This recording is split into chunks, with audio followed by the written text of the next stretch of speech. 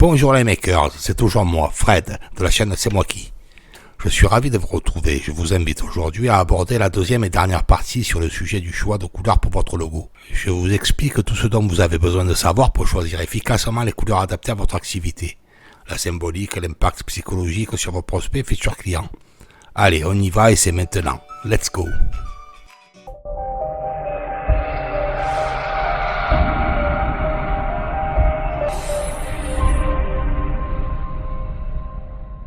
N'oubliez pas de vous abonner à la chaîne et de cliquer sur la cloche de notification afin de ne rien louper.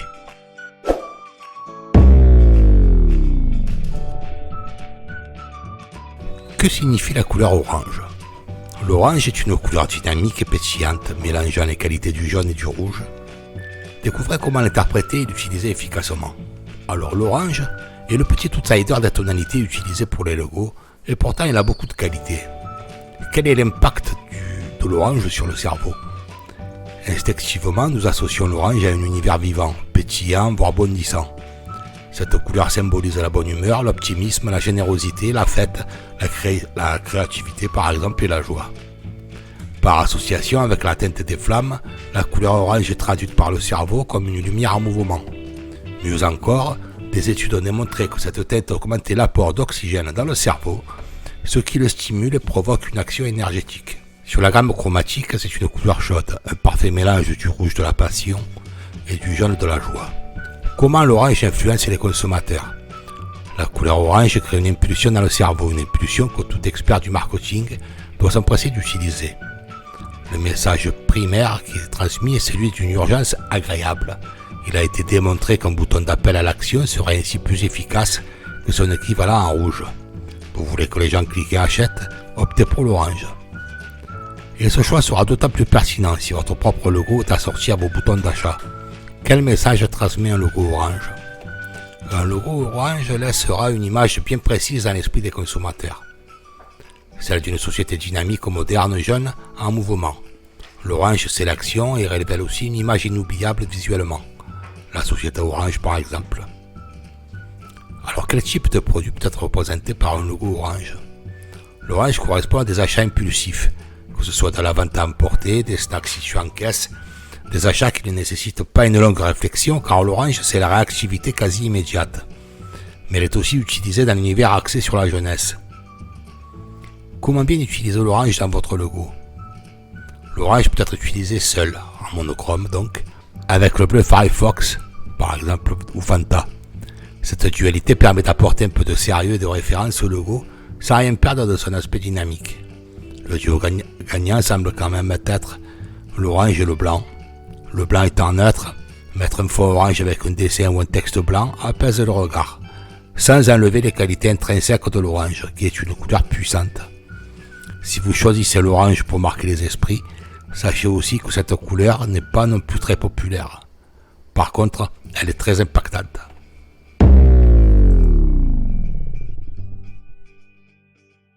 Si dans le spectre des couleurs, elle est une couleur que certains marketeurs manient avec précaution, c'est bien le rose. Pourtant, le rose n'est pas réservé à l'univers féminin, loin de là.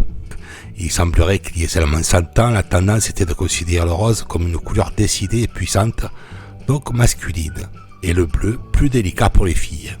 Ce n'est qu'à partir de la Seconde Guerre mondiale que ce choix se serait inversé. Le marketing de masse aurait uniformisé la société progressivement, en imposant le rose aux filles. Que transmet la couleur rose? En dehors de tout un panel d'images associées à la féminité et à la tendresse, le rose a bien plus de messages à faire passer. Il transmet la tendresse, le romantisme, la douceur, mais aussi une grande part d'enfance. Depuis quelques années, le rose est aussi associé à la gourmandise. Au départ pour les chewing-gums, puis les bonbons et enfin toutes les petites sucreries qui peuvent adoucir la vie. Tous les roses ne disent pas la même chose. Si un rose pâle apaise et transmet quelque chose de l'ordre de l'affectif, ce n'est pas tout à fait pareil pour les versions de rose les plus énergiques comme le fuchsia. Ces teintes sont plus brillantes et traduisent essentiellement la confiance en soi et le dynamisme, mais aussi la jeunesse et l'amusement, ce qui en fait un très bon choix, même juste pour souligner notre teinte. A l'inverse, un rose très tendre, calme, automatiquement l'esprit et le corps. Quel type de produits peuvent être représentés par un logo rose? Si vous cherchez à conquérir un marché féminin, vous avez évidemment tout intérêt à vous pencher sur le rose, sans pour autant vous limiter, surtout si vous craignez les clichés. Mais pour vendre un produit romantique, doux, un service dédié aux femmes, cette teinte peut s'avérer particulièrement pertinente. Ces derniers temps, on a aussi vu apparaître beaucoup de roses, parfois sous forme d'aquarelle dans les logos d'entreprise, consacrés aux loisirs créatifs, au bien-être, mais aussi au mariage ou aux fleurs.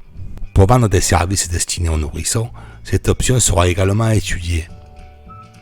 Enfin, le rose est de plus en plus associé à la gourmandise. Cupcakes, macarons et autres pâtisseries pourraient s'habiller de rose pour leur logo, tout comme les fabricants et vendeurs de bonbons.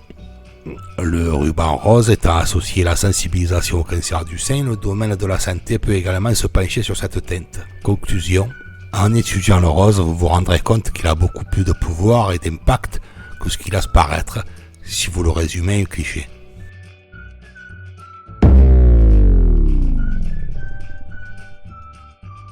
Le violet est une couleur froide qui évoque entre autres la magie et le mystère.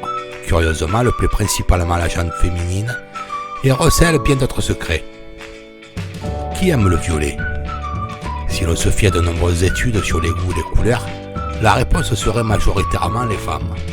Cette indication pour vous guider pour choisir la tête de votre logo en fonction de votre cible. Mais il est possible d'aller plus loin encore dans l'étude de la couleur.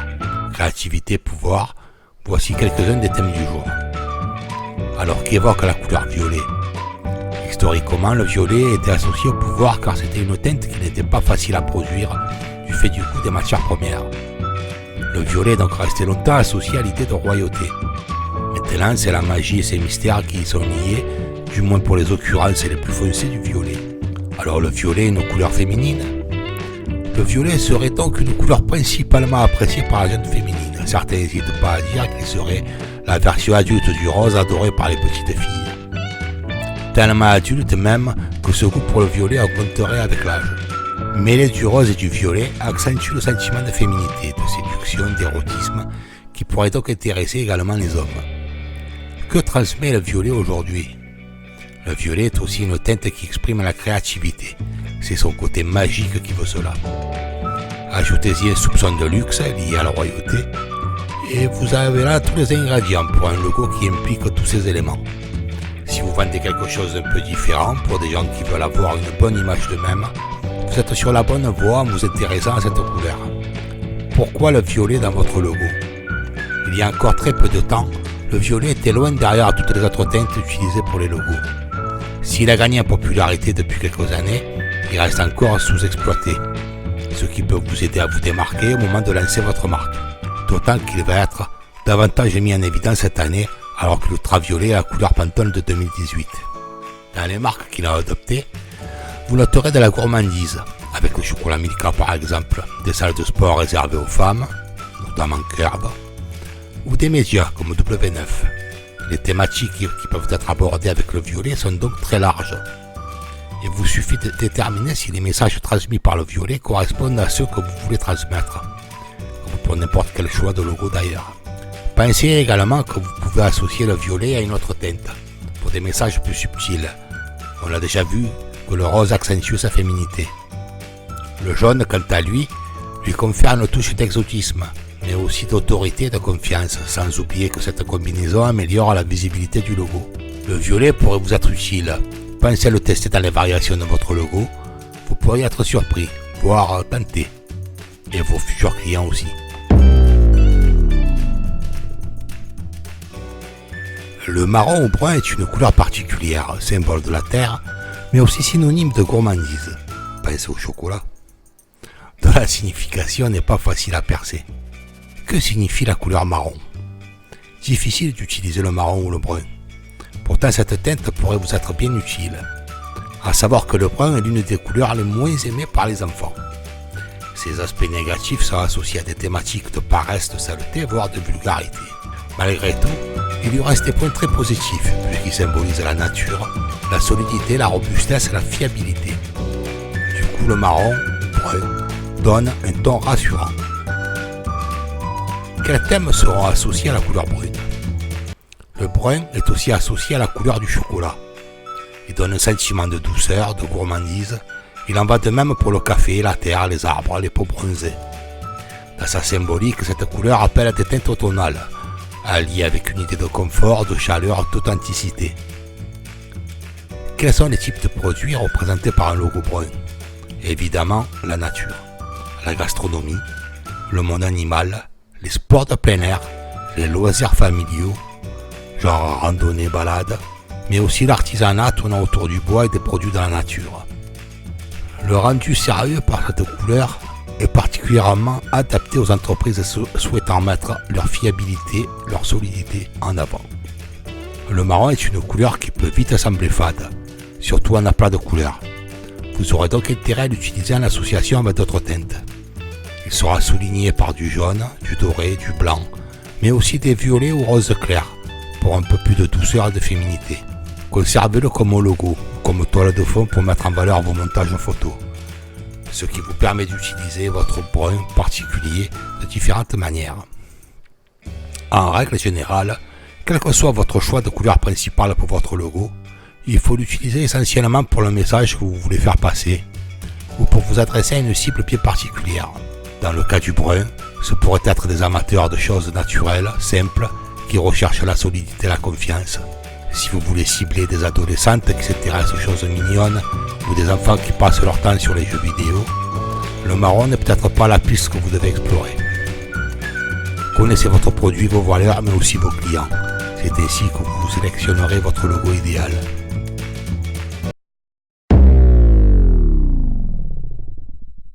La signification du noir. Le noir est la teinte la plus obscure de toutes et est associée à un nombre de pensées négatives. Nuit, deuil, mort. Mais la couleur la plus sombre a aussi sa part de lumière et cache de nombreux autres symboles. Que signifie la couleur noire? La couleur sophistiquée par excellence. Noir c'est noir, mais ça ne veut pas dire pour autant qu'il n'y a plus d'espoir, surtout dans le domaine des logos. Optez pour un logo sombre en dit beaucoup plus sur vous que vous ne le pensez. Découvrez tout sur une couleur qui ne vous laissera pas dans l'ombre. Quelle symbolique est associée à la couleur noire? Dans nos civilisations européennes, chacune des couleurs a une signification. Le noir est d'abord associé au deuil, à la mort, à l'absence de lumière, voire à ce qui fait peur. En psychologie des couleurs, le noir suggère la discipline, le pouvoir, mais aussi la sophistication, le succès et un brin de conservatisme, il est vrai. Ce n'est pas pour rien qu'en soirée, la petite robe noire reste grand classique, de même que pour bon nombre de costumes. Le noir va avec tout. Ira-t-il avec votre marque? Pourquoi choisir un logo noir? Le noir, ce n'est pas une couleur au sens propre, ce qui va multiplier d'autant le potentiel de cette teinte. Souvent, les entreprises qui vont choisir cette tonalité pour leur logo en profitent pour laisser passer un message clair. Elles n'ont pas besoin de souligner leurs caractéristiques en s'appuyant sur d'autres couleurs. Elles sont beaucoup plus fortes et puissantes. Le noir sera ainsi classiquement utilisé par des sociétés qui peuvent déjà s'appuyer sur une histoire forte, comme une marque de confiance, ce qui n'implique pas pour autant qu'une nouvelle société devra y renoncer. Choisir le noir, c'est s'imposer, affirmer sa confiance en soi et transmettre cette idée aux clients potentiels. Quel type de produits seront mis en valeur par un logo noir? Les marques qui ont opté pour un logo noir s'imposent souvent dans les domaines du luxe. Pensez à Chanel, Gucci ou Prada. Un mot, une typographie simple, aucun excès. Le luxe et la classe dans sa pure démonstration.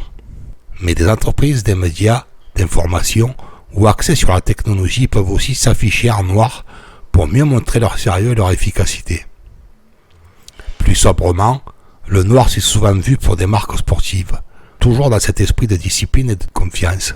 Un logo noir représente une entreprise ou un produit qui ne sont pas pensés pour amuser la galerie. D'ailleurs, les formes de ces logos sont souvent volontairement sobres, principalement pour les plus anciens d'entre eux.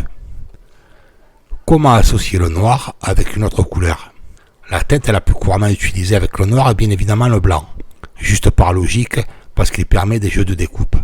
Il suffit de penser au logo de la WWF où juste quelques taches noires suffisent à créer un panda. Ces ombres, ces formes qui se dessinent parfois à l'intérieur des lettres, sont une des tendances qui apportent un peu de fantaisie au noir. Il reste aussi possible d'associer le noir à une autre couleur, mais c'est un procédé à manier avec parcimonie. Parcimonie pourquoi? Parce qu'il diminue l'impact du noir en présence d'une autre teinte. il semblera toujours en retrait. Par contre, l'avantage d'un logo noir monochrome est qu'il peut occasionnellement se décliner en couleur lors d'occasions spéciales ou de séries limitées. La marque Chanel le propose régulièrement, créant ainsi une sorte de collection et réveillant sa communication. Cette approche n'est cependant utilisée que lorsque votre image est suffisamment établie dans l'esprit des clients pour ne pas risquer de confusion. Voilà, cette dernière partie sur les couleurs est terminée. J'espère vous avoir donné de bonnes pistes pour commencer enfin votre recherche de couleurs. N'oubliez pas de me soutenir en cliquant sur le pouce bleu et surtout en vous abonnant à ma chaîne. Abonnez-vous et cliquez sur la petite cloche de notification afin de ne rien louper. Encore merci et à bientôt.